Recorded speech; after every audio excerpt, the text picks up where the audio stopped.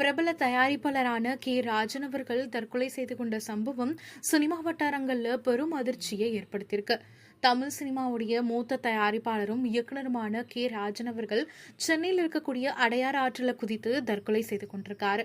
அவருக்கு வயது 85. இவ்வளவு வயது மூப்பில் தற்கொலை செய்து கொள்ள என்ன காரணமாக இருக்கும் அப்படின்னு பலருமே கேள்விகளை எழுப்பிட்டு இருக்காங்க. தீயணைப்புத்துறையினர் அவருடைய உடலை மீட்டு உடற்கூராய்வுக்கு மருத்துவமனைக்கு கொண்டு போயிருக்காங்க. இவரோட இந்த விபரீத முடிவு மொத்த திரையுலகினரையும் அதிர்ச்சியில ஆழ்த்திருக்கு. தமிழ் திரையுலகில் இருக்கக்கூடிய மிகவும் தைரியமானவர்கள்ல ஒருத்தர் அப்படின்னா மூத்த தயாரிப்பாளரான கே ராஜன் அவர்கள். ஆடியோ லான்ச்ல கலந்துக்கப்போ இவருடைய பேச்சு பெரும் சர்ச்சையா எப்பயுமே மாறும். அதுலயுமே நடிகர்கள் சம்பளத்தை குறைச்சுக்கணும் அப்படிங்கிற அழுத்தம் திருத்தமா இவர் ஒவ்வொரு ஸ்பீச்லயுமே பேசுவார். இவர் தற்கொலை செய்து கொண்டது பலருக்குமே ஷாக்க கொடுத்திருக்கு.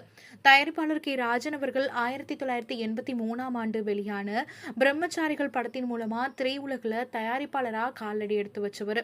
அதுக்கப்புறமா 1991 ஆண்டு நம்ம ஊரு மாரியம்மா படத்தின் மூலமா இயக்குனர் அவதாரமும் எடுத்தாரு.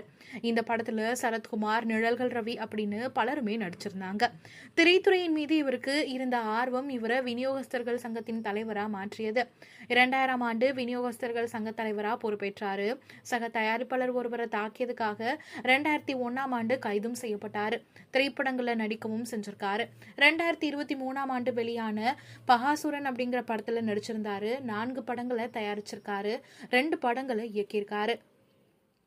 எழுத்தாளரா 2 படங்கள்ல பணியாற்றியிருக்காரு. இவருடைய இந்த விபரீத முடிவு மொத்த திரையுலகையுமே பெரும் சோகத்திலையும் அதிர்ச்சியிலையுமே ஆழ்த்தியிருக்கு. குடும்ப பிரச்சனை காரணமா ரொம்ப வருஷமாவே இவர் தனியார் ஹோட்டல்ல தான் தங்கியிருக்கிறதாகவும் அதனால கூட இவர் தற்கொலை செஞ்சிருக்கலாம் அப்படிங்கிற மாதிரியான செய்திகளும் வெளிவருது.